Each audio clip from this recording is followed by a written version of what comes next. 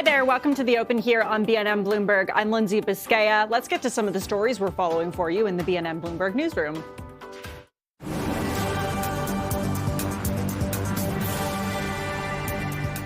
Equinox Gold is buying Orla mining in a cash and stock deal, valuing the miner at $5.1 billion US. Buying the Vancouver-based company will give Equinox access to assets across the Americas, including its flagship mine in Mexico. Equinox shareholders will own 67% of the combined firm, and Orla shareholders will own the remaining 33%. We'll find out more about this deal when we speak with the CEOs of both Equinox and Orla. That's coming up this morning at 9:30 a.m. Eastern Time. U.S. President Donald Trump has landed in China for his meeting with his Chinese counterpart, Xi Jinping. The trip will mark the first visit to the country by an American president in nearly a decade. Trump says his priority is to discuss trade and not the war in Iran. He was joined at the last minute by NVIDIA CEO Jensen Huang, who is accompanying other executives, including Elon Musk and Tim Cook. Algoma Steel saw a first quarter loss of close to $160 million, along with a drop in revenue. The Ontario-based company says it incurred more than $27 million in direct tariff costs during the quarter. The steelmaker attributes these changes to the company's transition away from blast furnace operations to its new electric arc furnace platform. And we're, of course, watching the markets today. Bond yields rising, majority of stocks falling again today on inflation data. You can see the Nasdaq is up at the moment, actually up by just 0.3%, and the S&P 500 futures basically unchanged. We're also going to be watching the TSX today. It saw some pretty significant gains yesterday, still up above 34,000 points, and we'll continue to watch that for you today. NVIDIA CEO Jensen Huang is at the last minute joining U.S. President Donald Trump on his trip to China to meet Chinese President Xi Jinping. It's expected chip sale restrictions in China will be one of the topics of discussion, and that is giving shares of NVIDIA a boost. Let's get perspective now from Lyle Stein, president of Forvis Global Wealth Management. It's great to have you join us. Good morning. Good morning. So I guess, first of all, what are your thoughts on what may come of this China trip and specifically this kind of last minute addition of NVIDIA's CEO joining that trip? Well, I think you hit the important thing. The issue is the restrictions of North American export of chips to China. That is a very important thing because Mr. Trump needs the support of the Chinese with respect to, I think, what is more important than even the chips. And that's what we call straits and rates. But for Jensen Huang to be on that trip with Cook and with Musk, I mean, those are the big heavyweights in American industry. He's really showing, I think, respect to the Chinese, and the Chinese will give him respect as well. Do you think we'll actually see any movement or any progress coming out of these meetings, or is this more so kind of like a warming of relations at this point? I think this is just a hi, how are you? Let's get to be more friendly. You know, the temperature was raised, and I think it's time to drop that temperature. And Donald Trump said that he thought, you know, the closure of the Strait of Hormuz, the ongoing conflict in the Middle East, was not going to be top of the agenda. Do you think that will be talked about at all? Do you think we'll see any movement there? I mean, China has maybe a bit of an agenda there as well. Well, it's not just the Strait of Hormuz. It's the Strait of China, or the China Strait between China and Taiwan. That is equally important, and I'm sure that will be discussed because the notion of global trade and free movement of ships moving goods and whatnot is now under question with respect to what's happened in the Strait of Hormuz. So we've got bigger issues than just getting ships through the Iranian Strait. It's also the China Strait. For sure. Okay, let's switch gears now and talk about earnings season. We're almost at the end of earnings season. Most results have been better than expected, especially when it comes to many of those stocks that are tied to AI. Are AI-related earnings masking weakness in other sections of the market, do you think? No, I think the market, by and large, is doing very well from an earnings perspective. We've seen just blowout numbers on the tech front, some being more extraordinary than normal earnings. But earnings, I think, have surprised to the upside right across the spectrum. If you miss, though, the market does punish you. But by and large, companies have come through better than analysts originally expected. Do you see any cracks appearing in corporate earnings at all? I take your point that for the most part, it was pretty strong. Yeah, I think it's tough to pick where the cracks are going to be at this stage. I think the cracks are going to be more macro than anything else. The big surprise to the market was just the continued spending of the AI mega companies and what that is doing to GDP. And if we ever saw a slowdown there, that's where the cracks will be. So, as we go into now the second quarter and we look for second quarter numbers coming out in July, it's exactly how much cash flow are we getting from these hyperscalers with respect to the investments they are making, and will the market continue just to pour money into that area? We've seen money pour into the DRAM stocks. That's been the hot flavor of the last 6 weeks. Money is flowing, and that's what you see in a bull market. Is that the sector that you'd say is most vulnerable right now then, just because there's so much risk tied to that heavy spending? I think there is more risk from the market perspective than maybe the heavy spending. You look at the movement in Micron, for example, and we sold some Micron shares yesterday. That stock is up on a flagpole that reaches to the moon. And the reason we did it isn't just Micron. We love the earnings.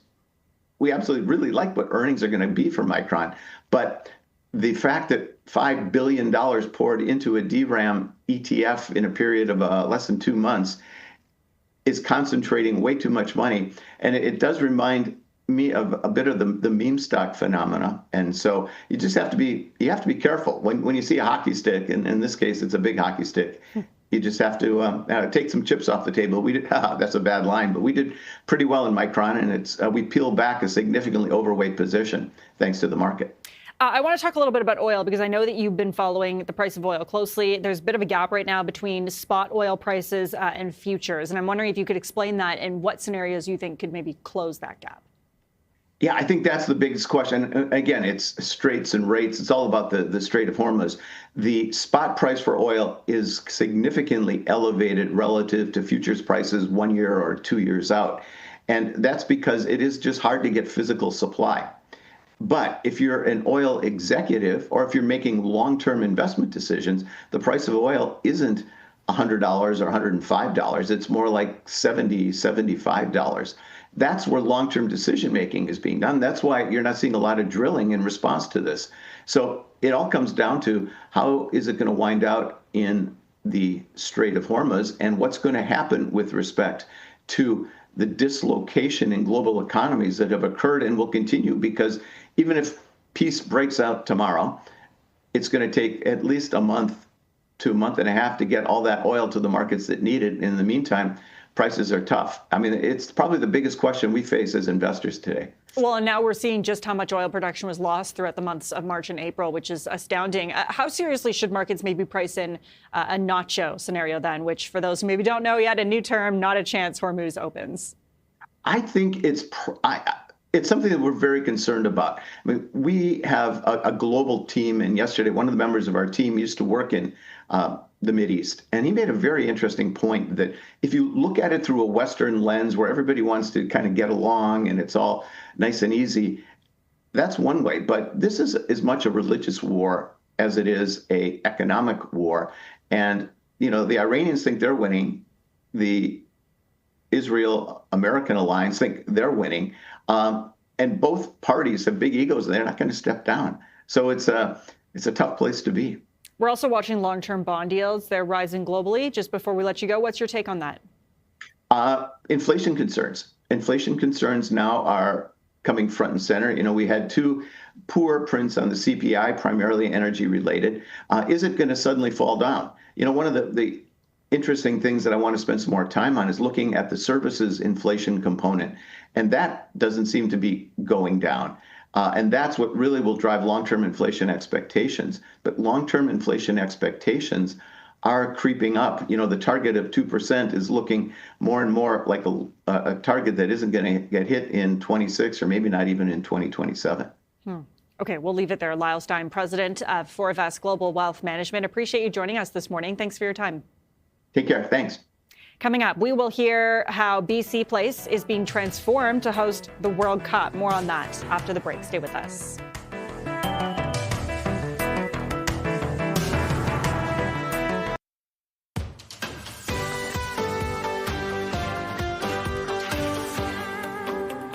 Bringing a stadium built more than 40 years ago up to FIFA standards hasn't come cheap, even after earlier upgrades. The price tag has now climbed to nearly $180 million. CTV's Andrew Johnson has more on BC Place.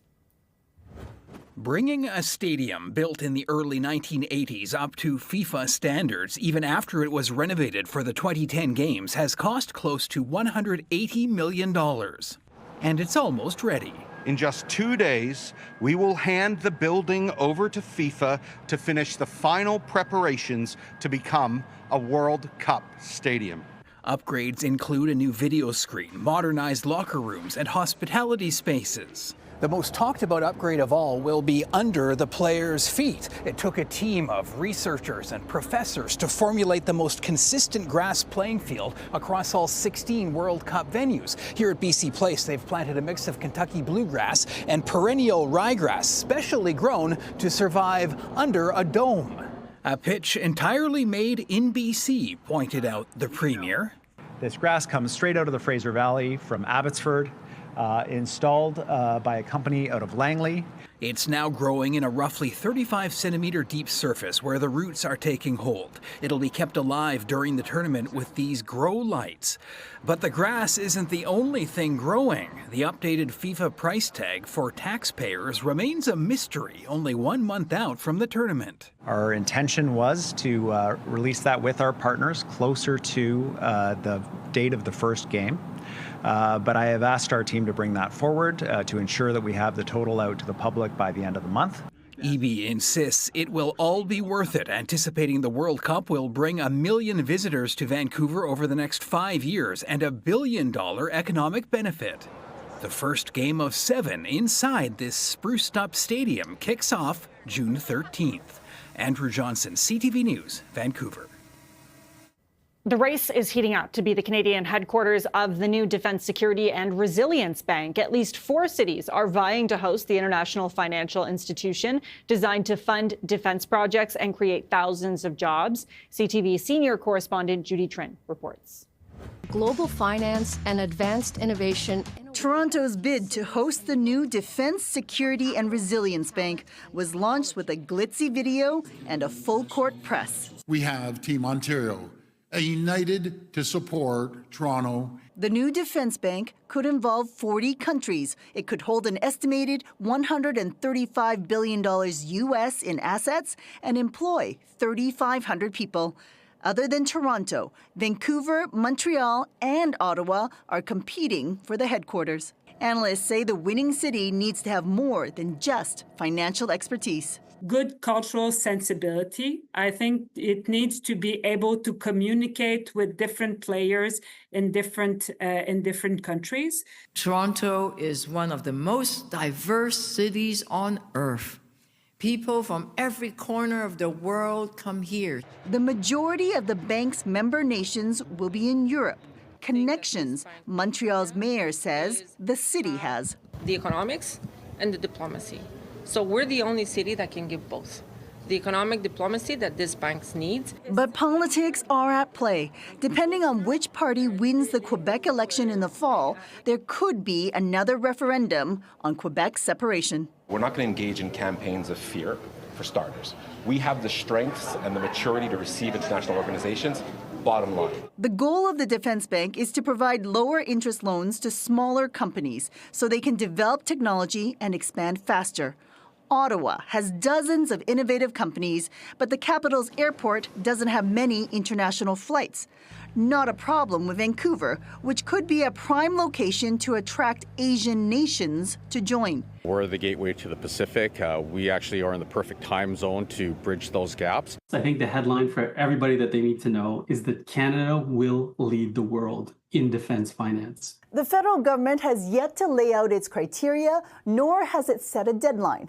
But regardless of what city is selected, Canada is the big winner. Judy Trin, CTV News, Ottawa. Up next, we'll get the latest on Donald Trump's arrival in China for a trade summit with Chinese leader Xi Jinping, where the leaders are expected to discuss an array of issues, including trade.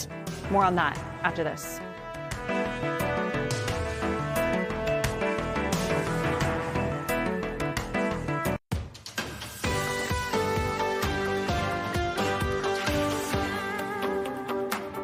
U.S. President Donald Trump arrived in Beijing for the first state visit to China by a U.S. leader in 9 years, as the world's two largest economies look to stabilize ties with a summit playing out against the backdrop of the Iran war. So for more, we're joined by Anne-Marie Horden, who is covering this trip. Anne-Marie, it's great to have you join us. I guess, first of all, break down what you think some of the key main topics on the agenda will be, the main focuses will be for the two leaders. Well, we recently spoke to Elizabeth Economy, who talked about really the three main buckets to view in terms of the context of this trip. This first is going to be the tit-for-tat trade war that we saw take place last year between Washington and Beijing, the export controls, and potentially the establishment of a border trade between Washington and Beijing. The second is going to be the big purchasing agreements the United States really wants to walk away with when they leave China. And that is why the president is bringing the Boeing CEO, because they expect a huge jet buy, as well as the CEO of Cargill when it comes to things like beef and soybeans, that they want China to step up in terms of those purchases. And then the national security complex is going to be the most controversial and tense moments probably of this trip. Of course, the Iran war is the big cloud that's overshadowing this trip, and it's the reason why this trip is even happening now in May. It was supposed to take place in March, and of course, China is the biggest buyer of Iranian oil. And on top of that, China recently told a number of firms they can ignore U.S. sanctions when it comes to the purchasing of that oil. And of course, the most tense topic is going to be Taiwan.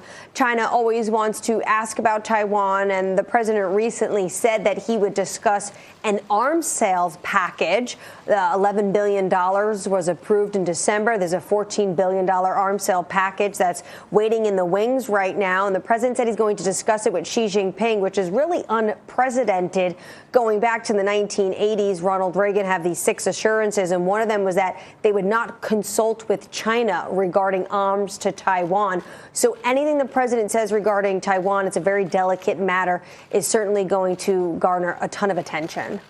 So a big focus on the Taiwan Strait. Obviously, the Strait of Hormuz as well might be a topic. You mentioned a number of CEOs going with Donald Trump, and we had that last-minute addition of NVIDIA's CEO Jensen Huang also making the trip. What message do you think that sends?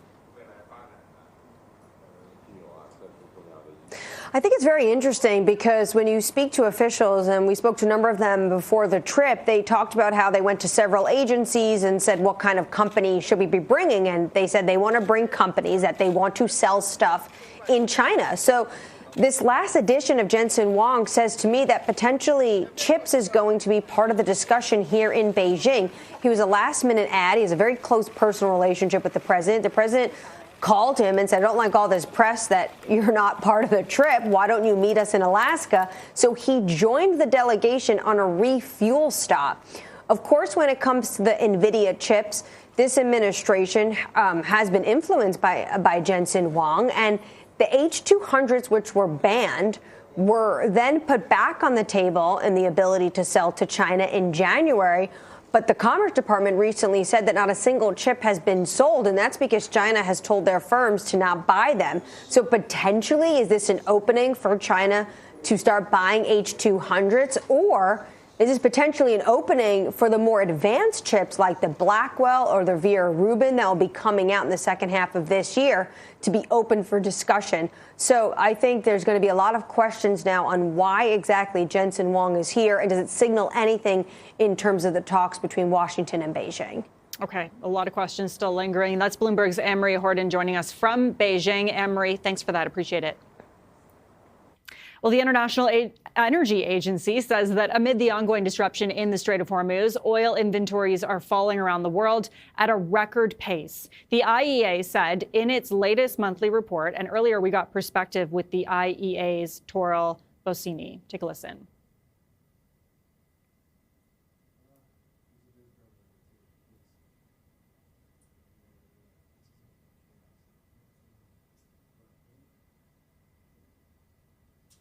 Oil inventories are drawing at the record pace. Already during April and May, we draw more than 250 million barrels of oil from inventories.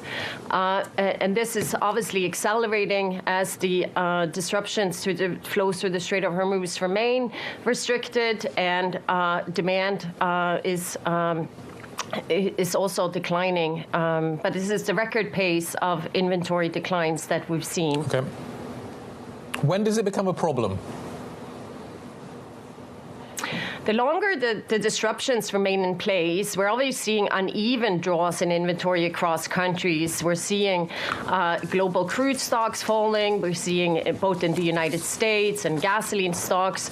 And it becomes a problem when refiners are cutting back, having to cut back refinery runs, and the disruptions to crude supplies are translating into lower supplies of products, and we have to cut back demand. So we're getting there as the disruptions continue. Yep. Are you surprised that oil prices are so well behaved at the moment? Yes, they're up, but they could be a lot higher. Are they going to go a lot higher? We're trading, what, 106 this morning on Brent crude. Would you anticipate that once we start to see this inventory issue kind of really beginning to bite, the prices could go up? Certainly. We've seen unprecedented volatility in oil prices. Over the past month, North Sea Dated traded in a range of $50. This is unprecedented volatility that we're seeing in the market, where in the one hand, market participants are looking at the supply disruptions that are pushing physical prices higher, and on the other hand, contending with the prospects for a peace deal that could allow for flows and through the Strait of Hormuz to resume and for production to recover. So if the longer the disruptions remain in place and the faster that inventories decline, we're going to see increased pressure on prices, certainly. In terms of kind of how this plays out, the Aramco CEO over the weekend was talking about the fact that even if we saw the strait reopening today, you would see an effect into 2027. What is the tail on this story? How long, even if we get resolution, will we be suffering as a result of what is currently happening? Certainly. Even if there is a resolution to the conflict, we do think that it will take time, weeks and months, to resume flows through the Strait of Hormuz to normal pace. There is a lot of tankers that are stranded in the Gulf. There's mining clearance that has to be done. So it would take time not only for the supply chains to resume, but it would also take time to bring workers back into the regions to resume productions. So we do expect a rather long tail in production curtailments towards the end of the year, even in the best case if we're seeing a resolution in the coming weeks and into early June. So we do see protracted supply disruptions in the regions and beyond. Okay, stay with us. The opening bells are coming up next. The bells have rung in New York and Toronto. At the NASDAQ, Fervo Energy is ringing the opening bell this morning. At the New York Stock Exchange, it was GMR Solutions. And on the TSX, Structured Finance Association is opening the markets. It's time now for the first 15. This is BNN Bloomberg. Trading is just getting underway, so we're going to check in on the equity markets to see how things are faring this morning. A bit of a mixed bag. The TSX starting the day down by 0.3%. S&P 500 and the NASDAQ relatively flat at the moment. We're watching, of course, a couple of big Canadian stocks and news coming out of these stocks today. Equinox Gold is one of the companies that's really making news today. It has agreed to buy Orla Mining in a $5.1 billion deal, with Equinox paying largely in stock. Equinox starting the day down almost 6% at the moment. And of course, because of that deal, we're also watching Orla Mining. Equinox says that the combined company would produce about 1.1 million ounces of gold a year. And you can see Orla Mining also down this morning, not quite as much, but down almost 3% at the moment. We're going to be speaking with both the CEOs of Orla and Equinox coming up in just a few minutes from now. So stay tuned for that. We're also watching Boston Pizza today. This company reported Q1 earnings with the same restaurant sales increasing more than 3% year over year. Boston Pizza up almost 3% to start the morning. Management, though, did caution trade tensions and tariffs as a concerning macro backdrop. We're also going to be speaking with the CEO of Boston Pizza coming up a little later this morning.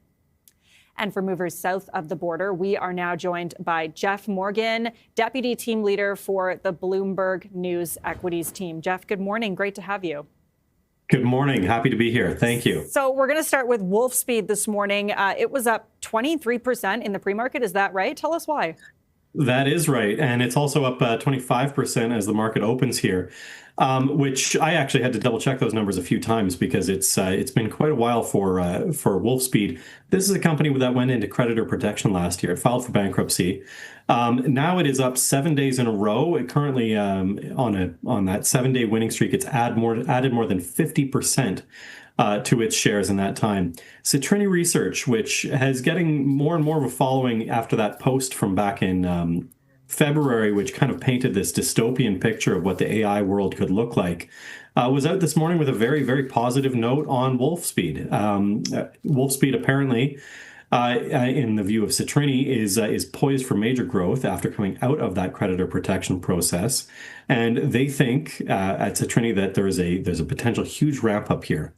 Part of the reason why Wolfspeed went into bankruptcy protection is because it had spent so much to ramp up into demand, and now that demand for these chips is really, really materializing. So they are coming out of bankruptcy protection at just the right time, according to Citrini. So big move so far this morning.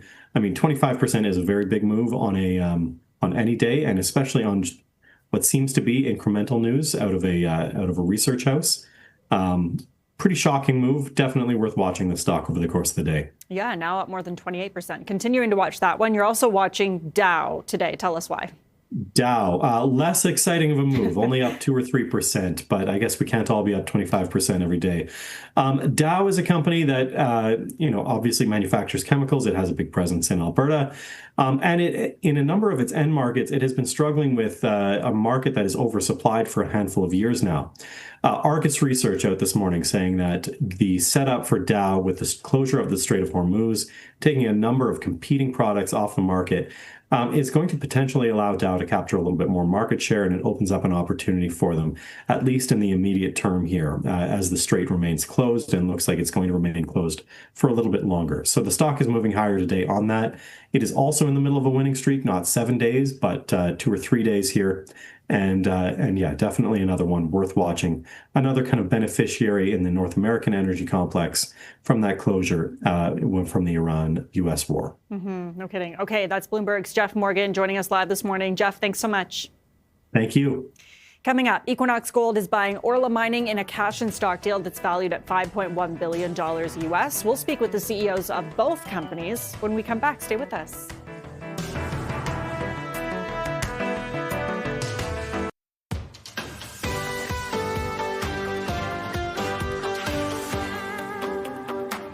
Equinox Gold is buying Orla Mining in a cash and stock deal valued at $5.1 billion U.S. The combined company is expected to produce about 1.1 million ounces of gold annually. So joining us now is Darren Hall, CEO and Director of Equinox Gold, and Jason Simpson, President and CEO of Orla Mining. Hello to both of you. Thanks so much for joining us this morning. Good morning, Lindsay. Mr. Hall, I'll start with you. First question, why merge now? Like, what does the combination of these two companies achieve for you that you couldn't do independently? Yeah, no, thanks, Lindsay, and appreciate taking the time. Firstly, this at-market combination, it's a zero cash deal. It's an all-share deal. Provides a really unique opportunity for both sets of shareholders as we see both companies ramping up production to be able to come together. We get a very symmetrical deal going forward. Both sets of shareholders will benefit from the growth that Equinox brings, Orla brings, and together we accelerate into being a senior producer much more quickly than what we would have done as a part. So that's the value proposition in a nutshell. And when we're talking about gold production, the combined company is expected to produce 1.1 million ounces of gold annually, but you see a clear path to 1.9 million ounces. So, Mr. Simpson, maybe you want to take this one. Can you tell us about your strategy for reaching that goal and maybe a timeline as well?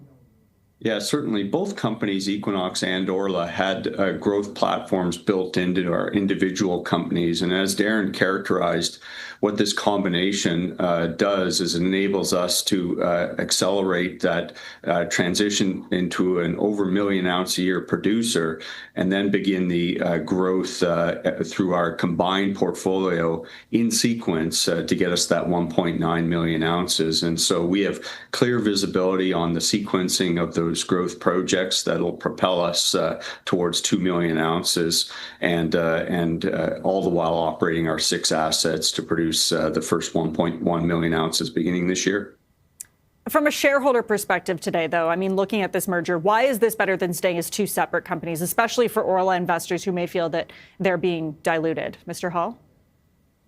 Yeah, maybe I'll pass it to Jason to answer from the Orla perspective. Yeah, our perspective on this is we see a greater value proposition in the combined company, not only the immediate platform that we have becoming a senior gold producer and the second largest producer of Canadian gold, but also the growth that Darren and I will unpack in the coming years, starting in Newfoundland, then in Nevada, followed by California and the other assets in our portfolio. And so the growth and value creation proposition of the combined company far exceeds any conversation about today's premium.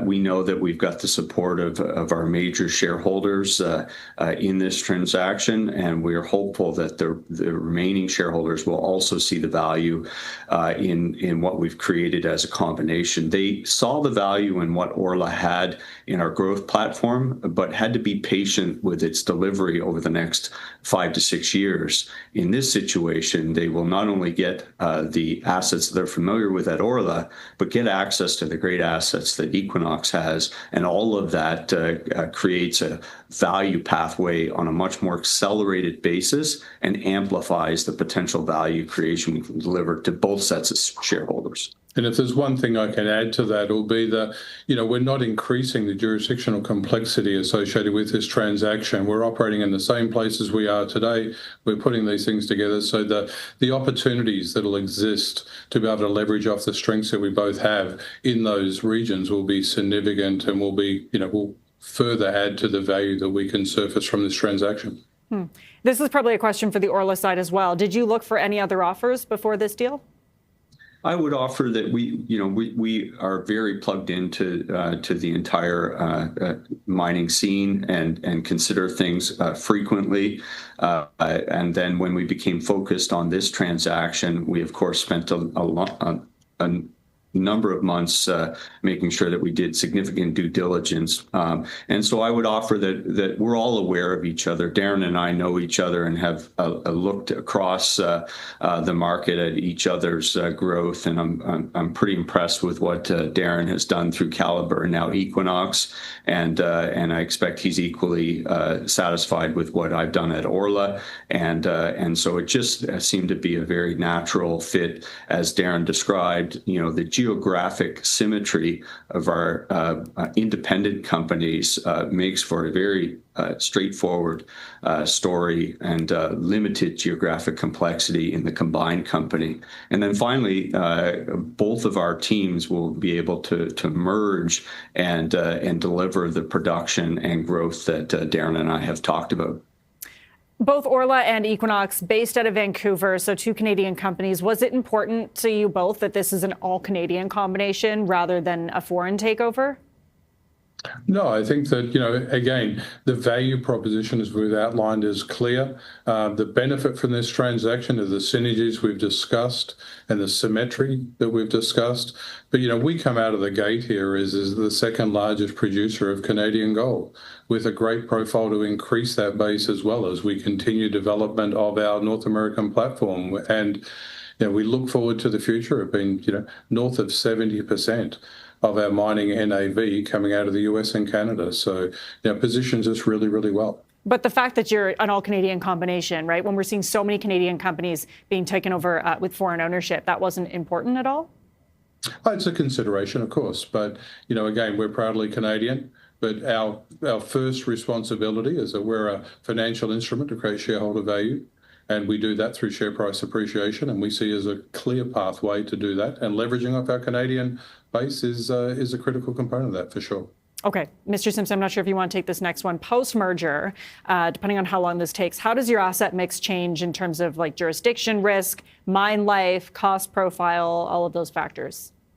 Yeah, so let's speak first about some of the timing that you questioned. We anticipate closing this transaction in the third quarter, so that's the timeline people should anticipate with the necessary regulatory and court approvals, and at which point we'll be combined. And what changes is that we have a larger platform, but really in the same jurisdictions. As I described, we now have multiple mines in Ontario, one in Newfoundland, so that Canadian platform anchors with those three great assets. And to the mine life question you spoke about, the Equinox mines in Canada are just getting ramped up and have very long mine life.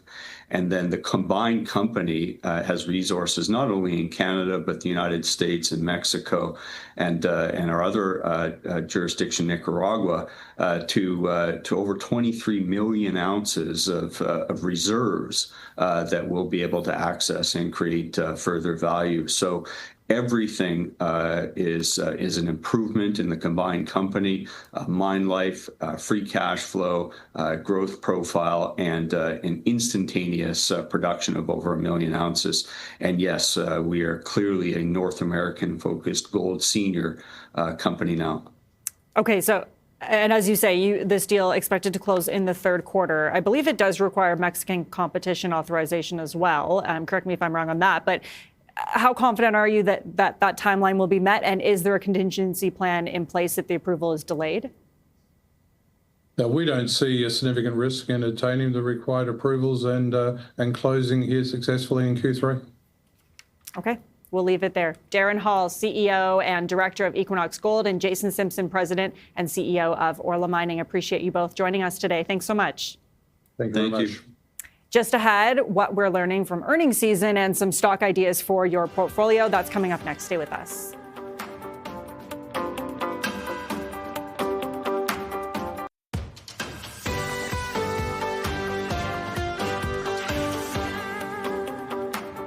Earnings season in the U.S. is winding down, and several themes are emerging as a result of mostly better than expected earnings. Let's find out what those themes are and get some ideas for your portfolio. Joining us now is Brian Seitel, Co-Chief Investment Officer at the Bunsen Group. It's great to have you join us. Thanks so much. Great to be back with you. So we're getting to the tail end of this earnings season. What would you say are the top narratives that have been evolving over the last couple of weeks?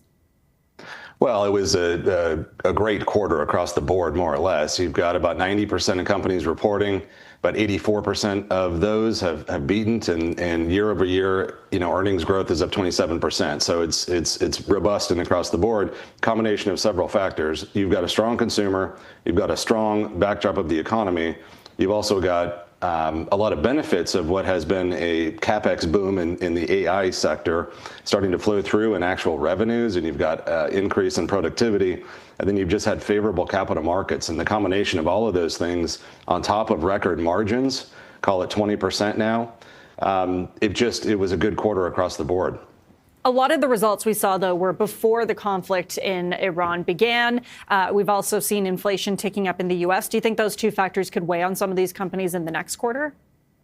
They definitely can, and those two things dovetail. Iran conflict, increased the price of energy that flows through to CPI, of course, but also will flow through to the consumer, ability to spend on goods and services. And so it'll be interesting in Q2 to see how much that'll actually play a part. Some of the positioning that we have in our portfolio is expecting there'll be some of that on the margin. That said, I do think the starting point of how strong the economy was and how strong the consumer was gives plenty of safety margin there.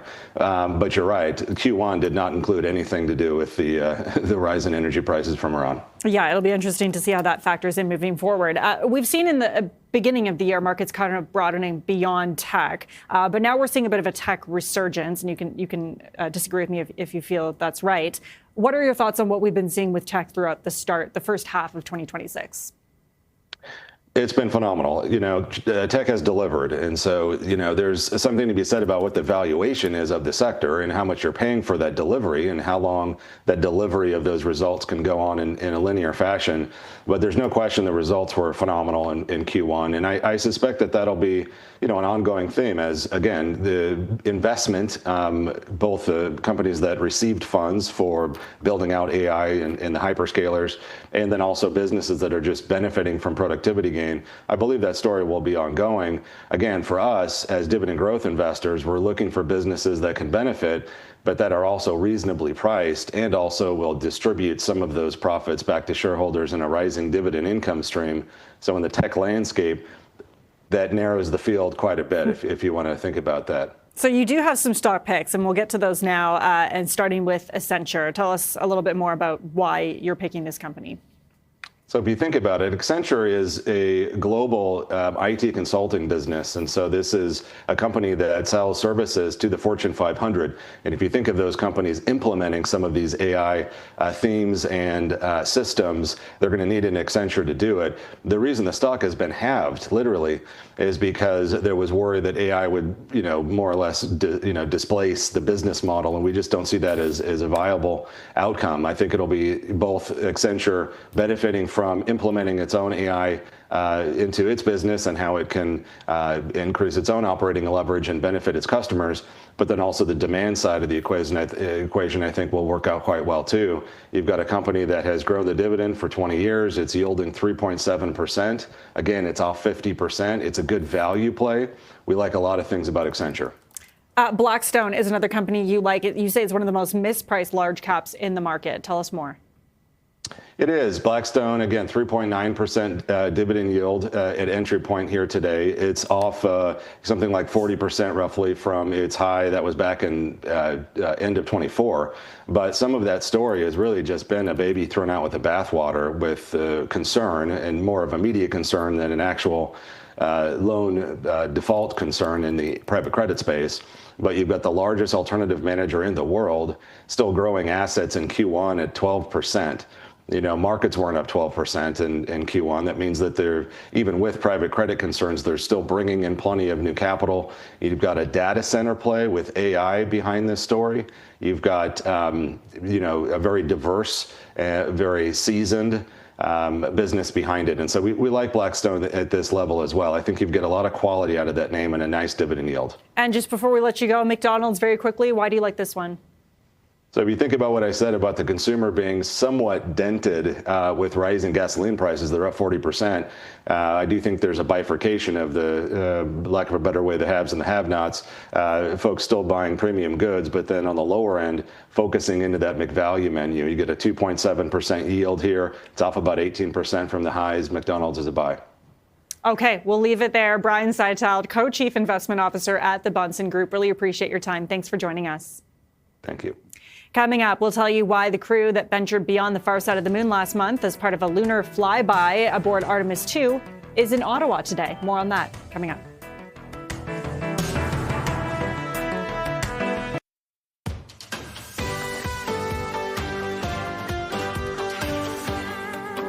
The crew that ventured beyond the far side of the moon last month as part of a lunar flyby aboard Artemis II is in our nation's capital today. The astronauts, including Canadian Jeremy Hansen, are slated to meet with Prime Minister Mark Carney and take part in a couple public conversations about humanity's return to the moon. For more, we're joined by CTV's Mike LeCouture to break it all down. Mike, good morning. Good to see you. So what else can you tell us about their stop in Ottawa today? Yeah, that meeting has already happened, Lindsay. It was really an interesting one when you consider the fact that you had the 4 astronauts, plus Jenny Gibbons, who is another Canadian astronaut, and she was on Capcom, so that is the communications arm, and the person that is essentially responsible for communicating with the lunar module while it was out in orbit and going around the moon. So she was there as well. And there was a couple of gifts exchanged. The first one was Jeremy Hansen, who had given the Prime Minister a little Canadian flag flag that he had brought up in the lunar module when they were orbiting around the moon, and he had promised the Prime Minister that he would bring it back to him on April the 8th. That is when they had that video conference with Mark Carney. And so he did give him that. It was framed. He handed him to that. And in turn, the Prime Minister handed out these sort of moon memorial coins. They are essentially, they're made out of 99.99% silver,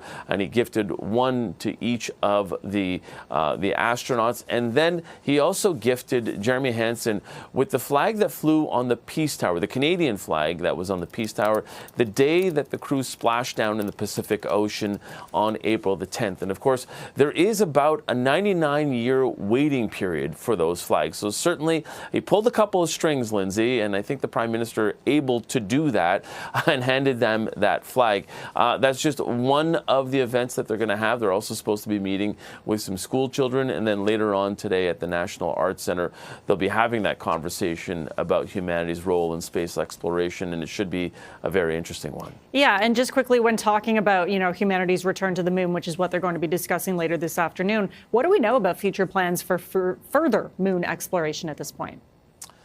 Yeah, well, there is Artemis II, and that is something that they're planning to go and land on the south pole of the moon. And the reason that they're going there is that they believe that there is water ice there, which could be converted into oxygen and hydrogen for life-sustaining endeavors. And that is something that they're looking forward to in 2027 and beyond. And of course, there's also going to be the possibility of another type of space station that is orbiting the moon. That again is another Artemis mission. For now, yes, they will be discussing that in the next couple of days as they do have that conversation here in Ottawa. And then, of course, there'll be more events in Montreal at the Canadian Space Agency on Montreal's South Shore as well. But for today, a lot going on around Parliament Hill that has nothing to do with politics and all to do with coming together around the space program. Okay, CTV's Mike Lucaturo joining us live. Mike, thanks for that. Just ahead, a portfolio manager shares his approach to portfolio construction amid recent market volatility, along with some stock ideas. More on that with Chris Curlow next.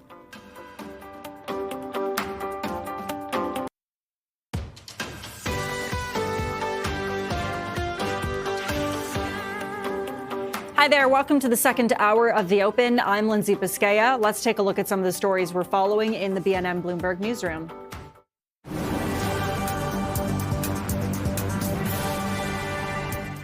U.S. President Donald Trump is in China for a multi-day trip, including a meeting with Chinese President Xi Jinping.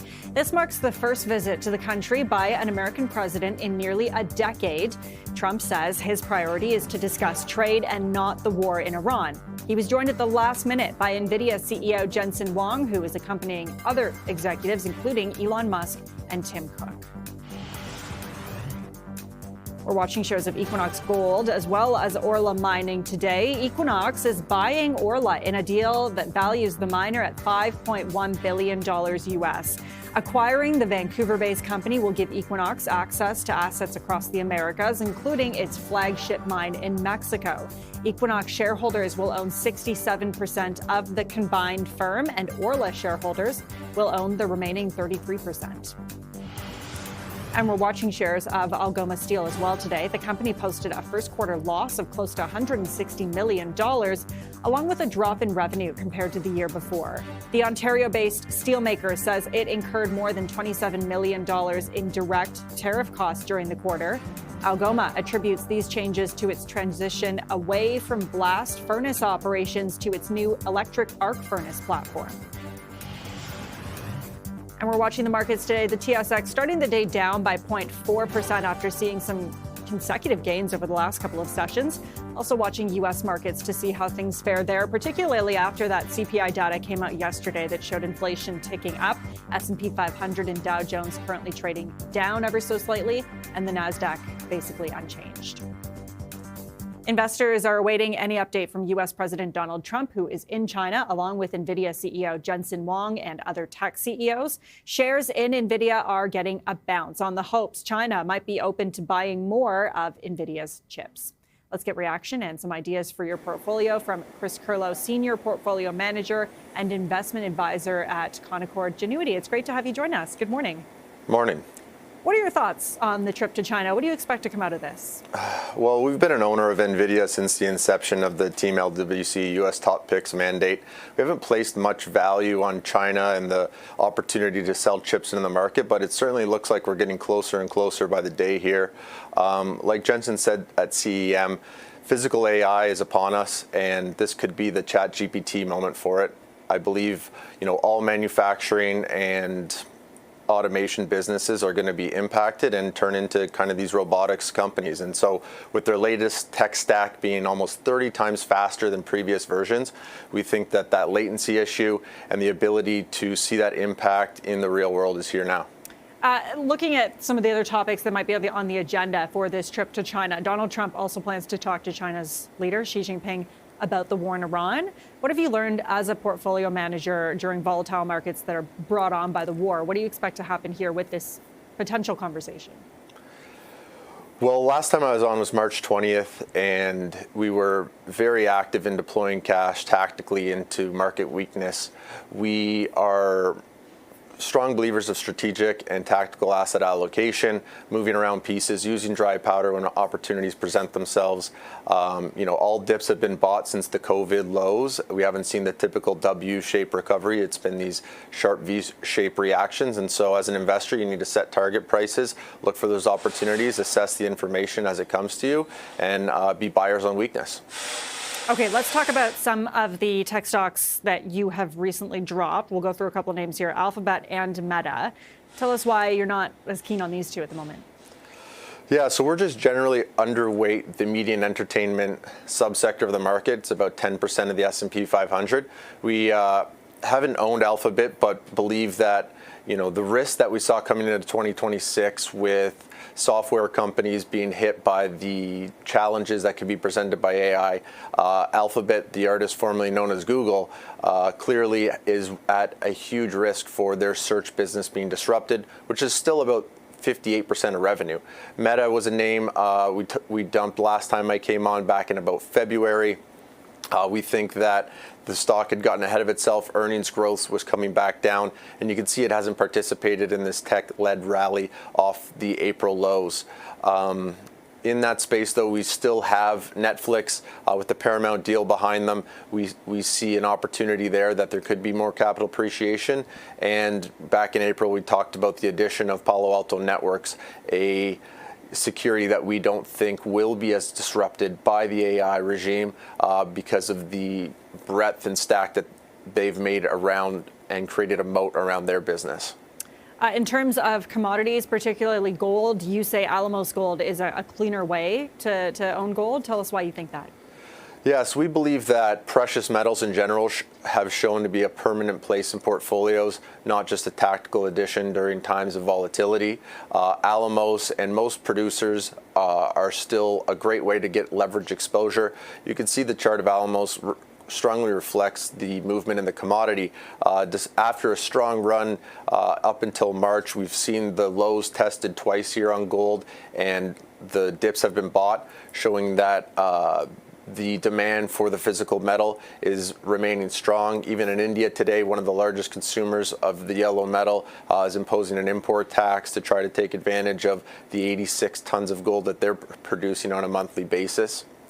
Not only gold, silver provides a fantastic opportunity as both a precious metal and as an industrial metal. Silver is the most conducive metal in the world. It could end up being the copper of space because of its ability in both thermology and electricity.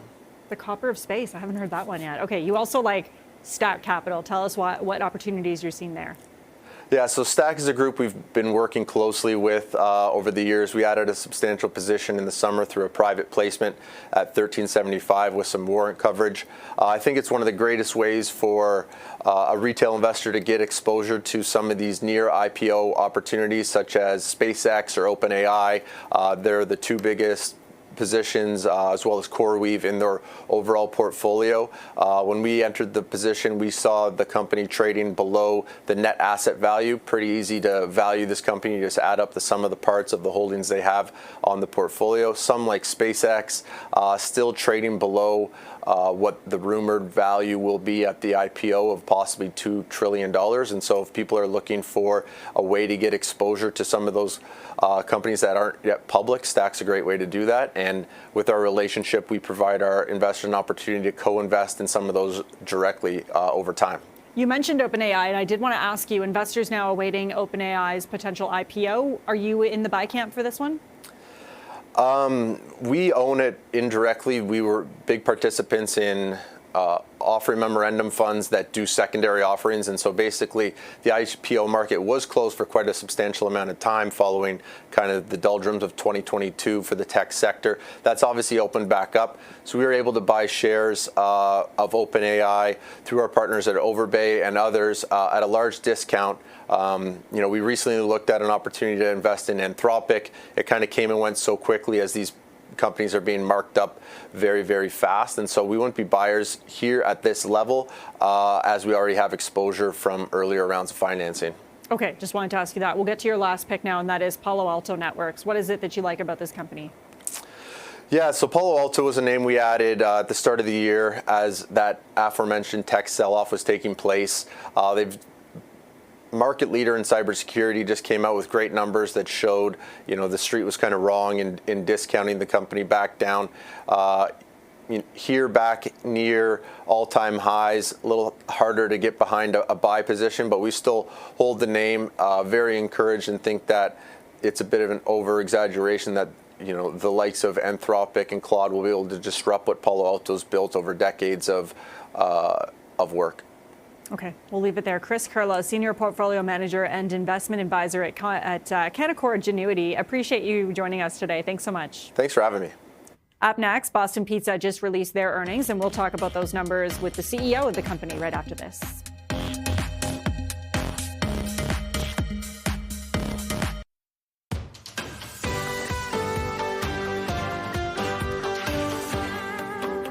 Shares of Boston Pizza are in the green today after the restaurant chain saw growth in first quarter sales. So let's discuss the company's performance with Jordan Holm, president of Boston Pizza International, who joins us in studio. Great to have you. Nice to be here, Lindsay. Thank you. So same-store sales, franchise sales, both went up this quarter. What do you think is kind of driving that rise?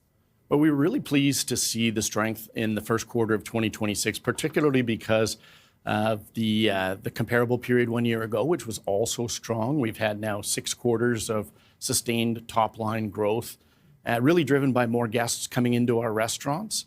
There's a little bit of menu inflation in there, but it's the smaller part of the growth story. It really is attracting more people into lunch, late night, takeout and delivery, maximizing the impact of sporting events. So those are some of the levers that we're pulling on and really trying to overcome what is a cautious, household and discretionary spending environment out there today.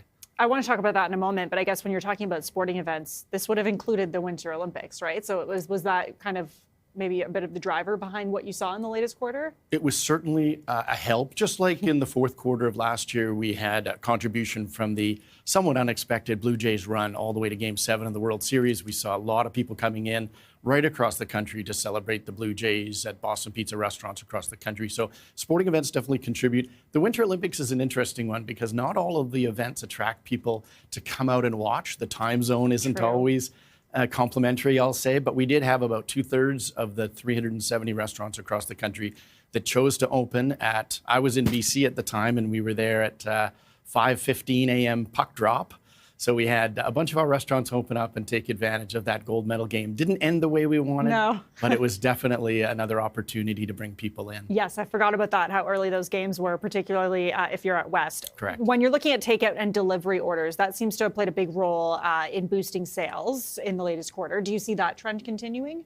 I do. It's been a real sales contributor for full-service restaurants in general over the last 10, even 15 years. We've seen consumers want to bring more takeout and delivery into their homes or to do out-of-home catered events, and Boston Pizza has a long history, over 50 years of participating in takeout and delivery. And in the last 10 years, we've been participating now with the delivery service companies, so Skip, DoorDash, and Uber. And that's another way for guests to select Boston Pizza for in-home occasions or out-of-restaurant occasions. But still today, 75% of our sales are on-premise in our restaurants, our sports bars, and our patios. And that's really a focus, is bringing people into the restaurants, not just the takeout and delivery growth. How do you continue to do that, bring people into the restaurants rather than just have people take food out? It's not easy. I mentioned the economic backdrop. People are feeling the pressures of inflation and having less discretionary spending. So you have to really focus on providing great value, service, atmosphere, of course, food and beverage. We do 5 feature menus throughout the year to give people different reasons to come in for culinary and beverage. We also maximize sporting events. FIFA is something we're very excited about, just around the corner, which will bring people out, fans of all nationalities cheering on their national teams, and people getting into the sport of soccer in a way that North America perhaps hasn't seen before. So it really is a day in and day out commitment to creating occasions that bring people off of their couches where they're very comfortable and into Boston Pizza restaurants. I take your point that for the most part, people are still coming into the restaurants rather than just doing takeout. Correct. So then with that in mind, this isn't going to affect the number of physical stores you have. Seen this kind of rise in takeout orders? No, and in fact, we have several under construction across the country today. We continue to add new locations in underserviced markets. And at 370 today, we still see lots of places, and we have development teams for franchise sales. We are a 100% Canadian company, first and foremost, but also 100% franchise owned. So all of our 370 restaurants are owned by local franchisees. And we continue to grow either with those franchisees adding additional locations or with new people entering the Boston Pizza system and opening in places like we'll be in Revelstoke, British Columbia later this year, Dryden, Ontario, The Paw, Manitoba, and we'll continue to add new locations that way.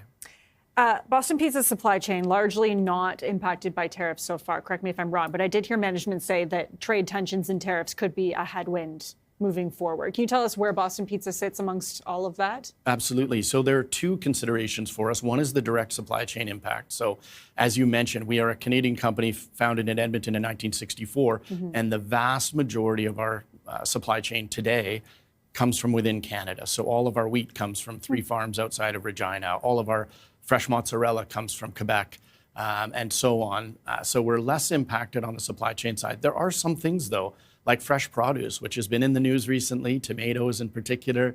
We can't get away from that, and it does have some exposure with, with potential tariffs or import and foreign exchange and those kind of things. But it is the vast minority in our supply chain, which we're pleased about.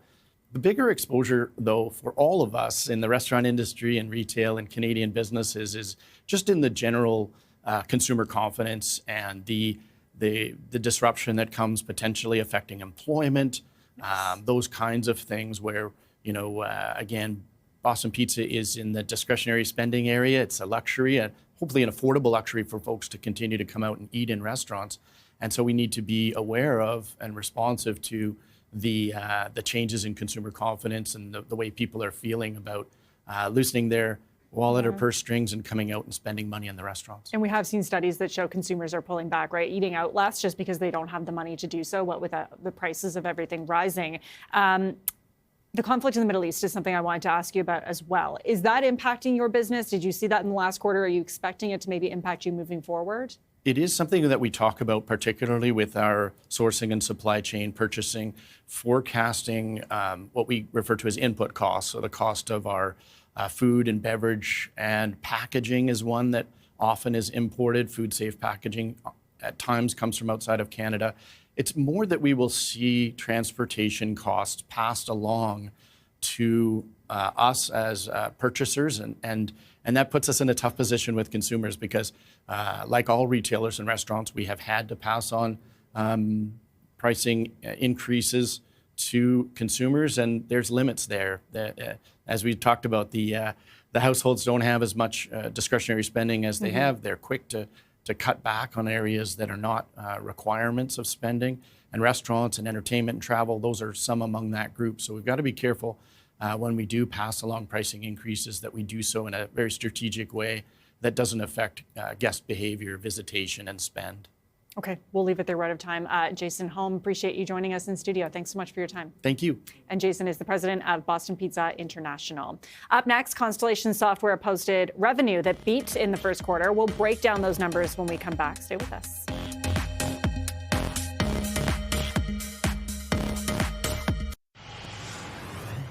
We are watching shares of Constellation Software today after the company posted a 20% revenue increase compared to the same quarter last year. The increase is mainly due to growth from acquisitions. And earlier, we broke down the latest earnings with Kevin McVeigh, Managing Director at UBS Securities.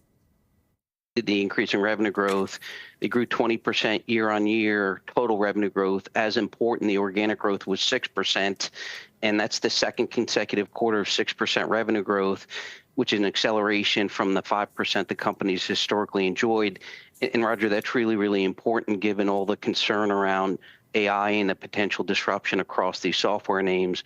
What we continue to see is continued execution across Constellation. I'd also highlight that it's the strongest revenue beat they've had since the fourth quarter of 2023. So as the market continues to be concerned about, Constellation and software more broadly, we continue to focus on the stocks that continue to execute, and we think Constellation is well positioned to weather this uncertainty near and longer term. So Kevin, the amount of acquisitions in this last quarter was certainly robust. What are they guiding to going forward and in the pipe for next quarter? Similar kind of cadence, or more or less? More, and I think it's a terrific question. It's an important point. So they've committed to upwards of $800 million in the next quarter. That's up from $700 million in the quarter they just reported. But bear in mind, that's up from $100 million the quarter before. And I think it's a really important point because what it implies to us is increased confidence in the outlook of what their clients need. And, Constellation's been a story that's been a terrific capital allocator over the course of time. When you think about that average revenue growth of, 21 to 25%, the majority of that's been inorganic, about 20%. And then again, the organic contribution about 5%. So they've been a very, very efficient capital allocator. And what's really important about Constellation relative to the acquisition and other concerns across the industry are, the core organic growth is 5%. So 3% volume, 2% price. That's a very big contrast to other software companies. And, they've got the free cash flow to continue to acquire at pace. And we think it's just very uniquely positioned in a post-Gen AI world, given the value they add to their clients. And with this, you mentioned software's taken a beating over the last little while. Is this them seeing some good opportunities? And do they have reason to be confident about that they can grow these? No, Roger, terrific question. We think so. And what you've seen them do is have a really efficient capital allocation strategy where it really fits into one of three buckets. They either acquire small, niche companies at $15 to $25 million on average, and that implies about 1 times revenue. And then in times past, what they've done is taken sizable equity positions in public companies, typically around the 50% position, companies like Lumen and Topicus, and more recently have engaged in a permanent structure where they take 12 to 15% equity positions, and the most recent one being Sabre. And it's been a terrific strategy for them. And, what we've seen them do is commit a little bit more to the public markets. And I think a lot of that is born of the fact that there may be more valuation opportunity in public markets, given some of the dislocation that's occurred as a result of the AI concern, than in the private markets. Just, the private markets obviously don't have as much pressure from the day-to-day volatility of the market. And, they've been prolific capital allocators, and we fully expect that to continue. And one of the bull cases on the stock, because pre-AI, there was this perpetual concern, could they continue to acquire at pace? And what you've seen them do is be very, very innovative, and continue to take advantages of dislocation and, capital and really re-engage.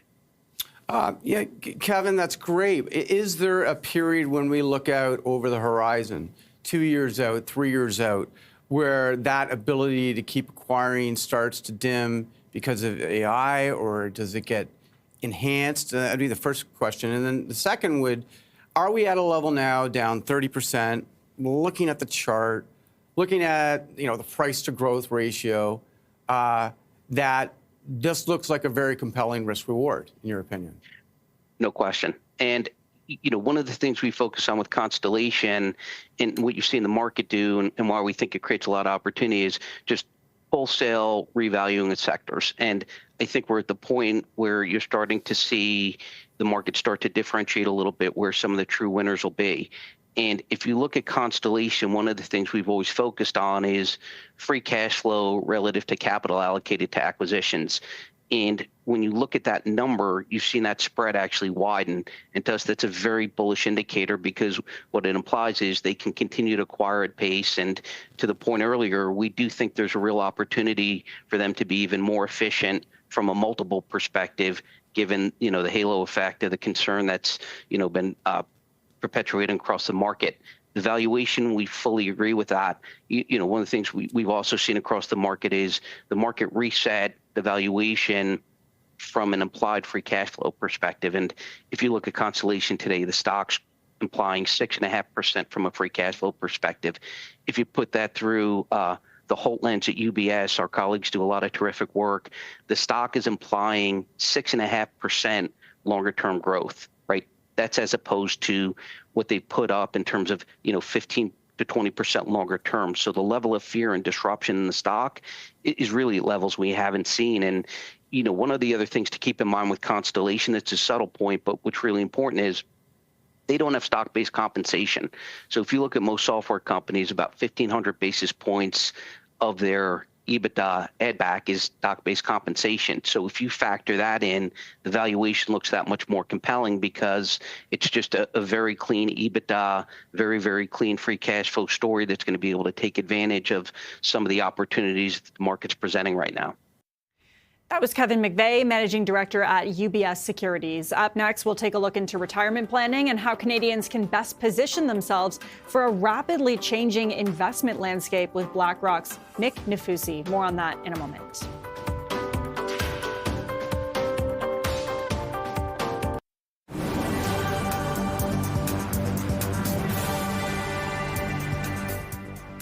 U.S. President Donald Trump has landed in China for a high-stakes meeting with Chinese President Xi Jinping. This marks the first visit to the country by an American president in nearly a decade. Trump says his priority is to discuss trade and not the war in Iran. And he was also joined at the last minute by NVIDIA CEO Jensen Huang. Shares of Finning International are getting a boost today. That's after the equipment dealer posted profit in its latest quarter that beat estimates and also saw a surge in equipment rental revenue. Finning says the results were driven by higher construction activity and product demand in Canada. New equipment sales in Canada were also up 23% compared to the year before. Shares of Boyd Group are taking a hit. The operator of collision repair centers reported adjusted profit in its most recent quarter that fell short of expectations, while same-store sales missed estimates. Boyd saw a net loss of nearly $8 million US, which it says was caused by acquisition and transformational expenses. Boyd says the costs are expected to decline as integration finalizes. And we're watching North American markets today. A bit of a mixed bag out there. The TSX is down ever so slightly. The S&P 500 and the NASDAQ in the green at the moment. According to Statistics Canada data, the average Canadian retirement age is near all-time highs of 65. So for more on how Canadians can best prepare for retirement in today's markets and economic environment, we're joined by Nick Nafusi, Global Head of Retirement Solutions and Head of LifePath at BlackRock. It's great to have you join us this morning. Thanks so much. Thanks for having me, Lindsay. So Canadians retiring later, living longer, we're seeing some of these new trends developing. How has the definition of a quote unquote successful retirement portfolio changed over the last couple of years? Look, retirement is changing in Canada, and what we're seeing is people are living longer, they're retiring later, and importantly, most of this is going to be on their own. So the traditional defined benefit plans are no longer driving the majority of retirement outcomes. Individuals are now responsible for this, and this is where the target date funds have really taken over in the Canadian market. BlackRock's GPS framework focuses on grow, protect, spend. So how should investors think differently about risk at each of those stages, particularly, as you say, if they're doing it on their own? So what GPS tries to do is it tries to help people understand that we have to invest differently at different parts of our lives. So as you said, GPS, the G is growth, P is protect, S is spend. So for a younger investor, what they're looking to do is we want to maximize growth. The real risk here is not having enough growth assets or not saving enough. But as you get to mid-career and then late career, we have to start worrying about things like inflation. We have to start worrying about more volatility in the market. And that's where we want to start introducing things like inflation-protected bonds or just higher quality fixed income. And then in retirement, that S is really all about spending. And this is about maintaining that quality of life throughout your retirement.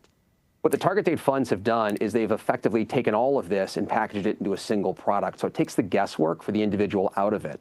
And I think this is an important point to link back to the first question that you asked, is that with the decline of the traditional defined benefit plans, the onus is on the individual. So the target date funds have helped bridge that gap. For a lot of people, when it comes to like retirement investing, that's something you just put money into and don't really look at. You leave it alone. How important is active management in constructing a robust retirement portfolio instead of just doing the latter? Yeah, look, it's a great question. I try to move away from like the active versus index. If I think about target date funds, our target date fund, what we implement with index building blocks, it's an active target date fund. We're consistently implementing new research into the portfolios. We're just using index building blocks to get there. So the research team just rolled out more research in Canada, adjusting the fixed income exposures, as well as calibrating the inflation exposures in the portfolio to help protect really people near retirement, in retirement with some of these inflation spikes that we've seen recently. Okay, so let's talk about target date funds a little more then. What are some of the biggest misconceptions Canadians might have with them? I don't think there's misconceptions. I think that what we've done with people in Canada is that we've been able to auto-enroll them into these target date funds. Where I think the misconception could be is this target date fund will take you through your accumulation years well into retirement. And I think this is an important nuance. The way that we've designed our portfolios at BlackRock is they're designed to help people through that GPS framework, that grow, protect, spend. So this isn't just about one market environment. It's about understanding market environments over time, understanding how time horizons really play into investing. Okay, got it. I want to go back to inflation because you were talking about inflation a couple of minutes ago and how it can become, a much bigger risk later in life when people are saving for retirement. How should Canadians determine the right level of inflation protection throughout their retirement journey? Yeah, it's a great question. So the way that we frame this is for a young investor, wages will really offset most of the inflationary problems. That's why you want to be in higher growth assets and wages. That'll really take care of it. Where inflation gets nastier is when you're nearing retirement. We refer to this as the retirement window, between the ages of about 55 and about 70 years old. This is when a lot of risks change and really converge for individuals approaching retirement. And this is where inflation gets fairly scary. You don't have as much time to make up for losses in the market. You don't have as much savings to make up for any sort of volatility. So we have to start embedding more inflation protection in the portfolio.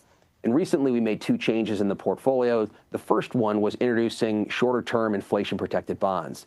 This will pass through inflation indirectly. The second one is a small allocation to liquid commodities. The reason why we do this is it does a very good job with inflation spikes. So it's hard to calibrate the exact amount of inflation needed. What we try to do is embed this into the portfolios so we don't have to have an individual thinking about, well, how much inflation do I need? We can put that into the target date fund so the individual doesn't have to think about it. Interesting. Okay, on the flip side then, let's talk about younger Canadians, because a lot of younger Canadians, especially nowadays, don't feel that they earn enough to start investing as well, right? So for those age groups and from your perspective, how important is consistency and time in the markets rather than wages? You hit the nail on the head. It's the consistency and time in the markets. Even a small amount of savings will compound over time. So starting in your 20s is hugely impactful to what's going to happen in your 40s, 50s, and 60s. So we'd like to say is even a small amount of savings, 1%, 2%, 3%, will compound over time. What we do in LifePath then is we want to invest in a globally diversified growth portfolio. That's going to give you the highest potential return over the very long term. One thing to remember as well is that volatility is actually your friend when you're young. You have a very long time horizon and you have lots of savings coming in every 2 weeks or every month, depending on how your savings plans are set up. So that savings will offset any sort of volatility over time. So it's key for young investors to start saving early and save often. Markets, though, have changed pretty dramatically in recent years. You've got like growing concentration in tech, the rise of crypto, de-dollarization, even gold finding a place again in portfolios. How has your approach to planning and management retirement portfolios kind of evolved as well throughout the years? We've been in the Canadian market since 2007, and we pioneered the original target date fund in 1993. We've always evolved these portfolios. It goes back to the question you asked earlier about active versus index investing. We think of this as an active investment. It's just implemented with index building blocks. So there has always been an evolution. We've evolved our equity portfolios, our fixed income portfolios, and how we think about inflation protection. So I often think about when was the last time the market was normal? We often talk about how volatile the market has been or how the market has changed. But if I go back 5 years, 10 years, 15 years, in those years while working at BlackRock, nobody ever said that was a normal market environment. So I think what's important is you're investing with a firm and with a strategy that understands that markets evolve over time, and we want to embed that evolution into our thinking. For viewers who are maybe watching, managing their own investments, what do you tend to look at when evaluating whether a company or sector is like a good long-term fit for a portfolio? What I tend to spend more time on are markets instead of a company or a sector specifically. So for us, it's about how do I combine multiple markets together as well as multiple asset classes together to design a better portfolio. So the big point for me is time horizon. It's understanding what your time horizon is. Somebody in their 20s has a 45-year time horizon. But even if I take this back into Canadian investors, a Canadian investor in retirement is going to live for at least 2 decades on average. So we have to think about this on a very long-term time horizon problem. So it's not just whether the company looks good now or the sector looks good now. It's how are these portfolios going to evolve over time? Because we're going to spend a lot more time in retirement than I think many of us understand or realize. Interesting. Okay, we'll leave it there. Nick Nafusi, Global Head of Retirement Solutions and Head of LifePath at BlackRock. Appreciate your time today. Thanks for joining us. Thank you. Coming up is Hot Picks next. We'll zero in on 3 plays in the biotech sector. More on that when we come back.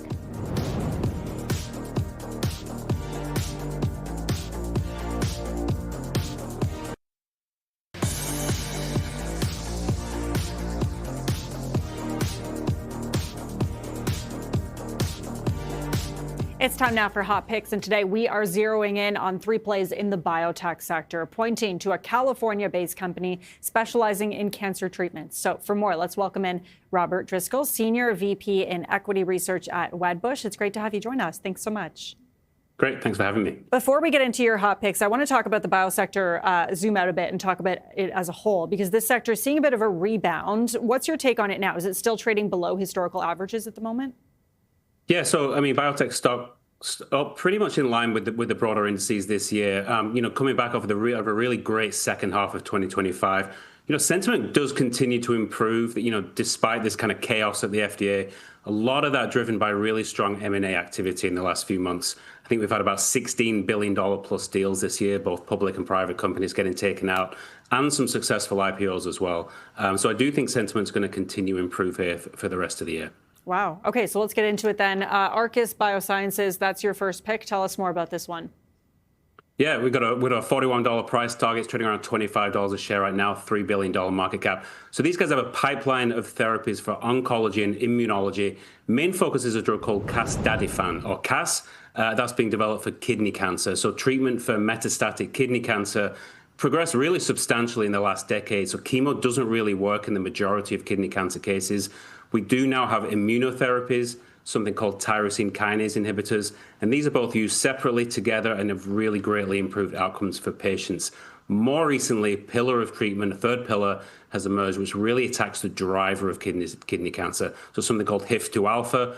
Arcus's drug CAS is a best-in-class, highly potent HIF-2 alpha inhibitor, shown really exciting activity on its own, is now being combined with immunotherapies, with these TKIs, really as a backbone treatment for this disease. So we're going to get multiple clinical data readouts this year. We do think these are going to cement this as a best-in-class molecule and really expect this to be approved in the next couple of years. Importantly, cash here, $876 million. That gives them a runway into the second half of 2026. Wow. Okay. Next up is Tyra Biosciences. Why do you like this one? Yeah, so price target here is 53. Tyra is developing a pipeline of targeted therapies. The real value driver in this pipeline is something called dabogratinib, or Dabo. That's a highly selective inhibitor of a target called FGFR3. High selectivity, really important here because less selective drugs can often cause severe side effects and really limit the clinical benefit. So Dabo in development for a type of bladder cancer called non-muscle invasive bladder cancer. And that's where, again, where FGFR3 really drives the disease. It's also in development for a disease called upper tract urinary carcinoma, or UTUC. This is a much rarer cancer, one which we think, though, will allow for rapid approval of Dabo. And then it's also in development for a disease called achondroplasia. That's a bone growth disorder that results in dwarfism. That's driven by a genetic mutation in FGFR3 as well. So targeting FGFR3 in each of these diseases has been validated already as an effective treatment approach. We're going to get that bladder cancer data in August, achondroplasia data later on this year, and we do think the stock's undervalued ahead of those data readouts. Again, so cash, 384 million-ish as of the latest quarter. That gives them runway into the second half of 2028. Okay, last up is Monte Rosa Therapeutics. This one focuses on autoimmune inflammation, cancer. Tell us more about why you like this company. Yeah, so Monte Rosa pioneering development of a relatively new class of therapeutics called molecular glues or molecular glue degraders. So instead of binding to a disease-caused protein like traditional therapeutics, it causes it to be destroyed or removed from the cell. So this has a number of advantages versus traditional drugs that just bind to these. So potentially better safety, better efficacy, and also this approach opens up new targets for development. So Monte Rosa platform, fueled by AI to design these molecules. They currently have 3 programs in the clinic. First is in early development for prostate cancer. Second program hits that novel autoimmune target that's partnered with Big Pharma Novartis, and they're going to be paying for the later stage clinical development in a large number of autoimmune diseases, and that could really drive a lot of value. And then finally, the third program really targets the root cause of inflammation and shown some really exciting data here earlier this year for the treatment of cardiovascular disease. We think that validates its potential in other inflammatory conditions such as gout. So lots going on here. We'll have updated data for that third program later in the second half of this year. And again, really strong balance sheet here, $671 million, and that's going to support them into 2029. It's so interesting when you talk about these companies and you talk about the sector as a whole. You say there's a lot of M&A activity happening right now in this sector. Why is that? Yeah, I mean, I think a lot of it is just pharma pipelines. The patent exclusivities are going to end soon. So they're looking at the end of a lot of revenues coming for them, and they need to replace them essentially, and that's where biotechs come in. Any of these companies, is there any M&A on the horizon for any of these 3 that you know of? We're not party to any of that chatter, but when you have a successful drug which has potential in large markets, there's always going to be interest from larger pharmas. Monte Rosa in particular does have a couple of deals with these larger pharmas that we expect to kind of help drive those conversations. Yeah, okay. Just wasn't sure if you'd heard any of that chatter. Okay, Robert Driscoll, Senior VP in Equity Research at Wedbush. Appreciate you joining us today. Thanks so much. Great. Thanks very much. Yesterday on Market Call, we were joined by Christine Poole. She is the president and co-chief investment officer at Davis Ray, and she was covering North American large caps. These were her top picks: Enbridge, Loblaw, and Visa. Today on the show, we have Nick Mersch. He's a portfolio manager at Purpose Investments, and we'll be taking your questions on technology stocks. So that's coming up 12 p.m. Eastern Time today. Be sure to stay tuned. Coming up next, Canadian wineries say they could be contributing more to the economy if the barriers to growth they're facing were addressed. We've got more on that after the break.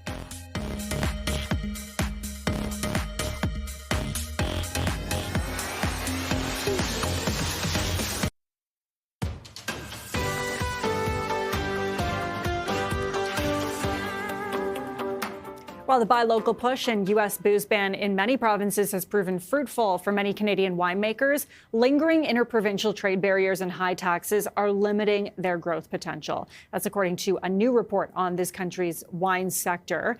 And CTV News was granted exclusive first access to that report. As CTV's Rachel Aiello reports, from Ontario's fastest growing wine region, Canadian wineries say they could be contributing more to the economy if the barriers to growth they're facing were addressed. If there's false barriers erected between provinces, it doesn't make sense, does it? Winemaker Tim Kepfer would like to expand the reach of his small winery. There's lots of room to do better from our perspective. There's never been infrastructure to ship wine to other provinces, so that market's still young and inaccessible to a winery my size. Billions of dollars in untapped economic benefit is being left on winery floors, according to a new report. Despite a national push to dismantle interprovincial trade barriers, many persist and are hindering the Canadian wine sector's ability to grow. Canadian wines currently make up just under 29% of domestic wine sales, contributing $10 billion annually to the GDP.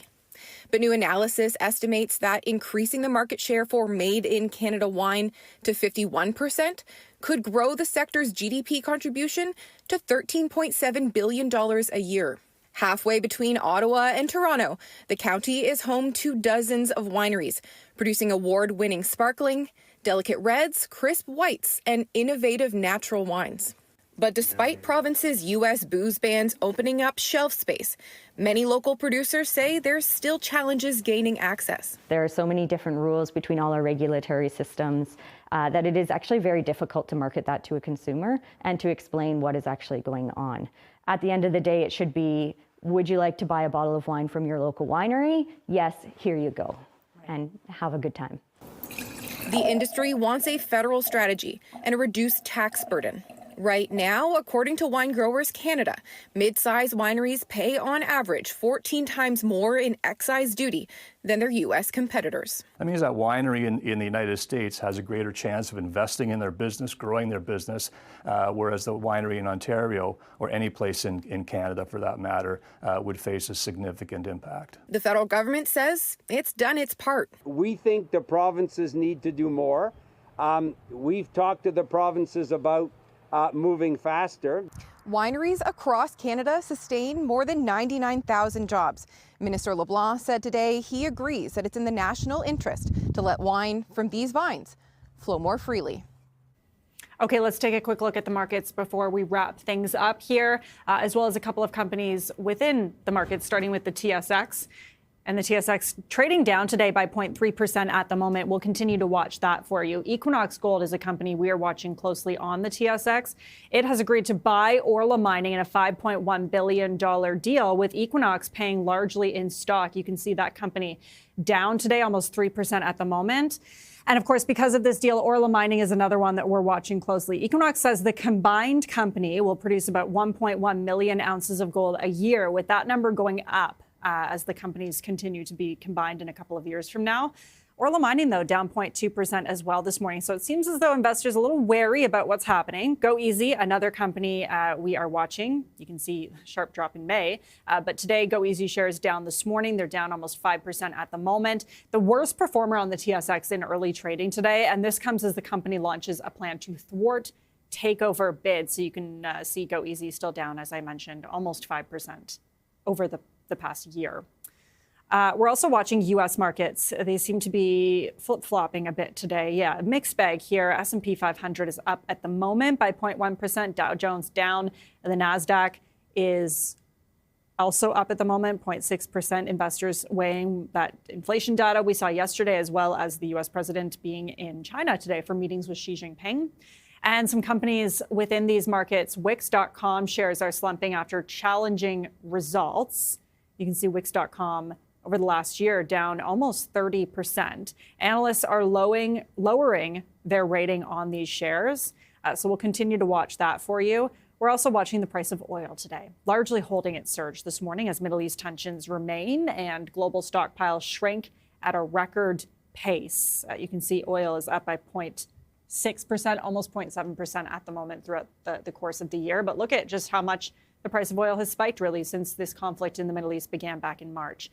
Also watching the price of gold. It is slipping after the CPI numbers came out in the U.S. yesterday, lifting the odds of an interest rate hike in the future. And we're also watching the loonie remaining flat today, trading within range this morning, and we'll continue to track that for you. That wraps up this edition of The Open. Morning Markets is up next with Roger Peterson.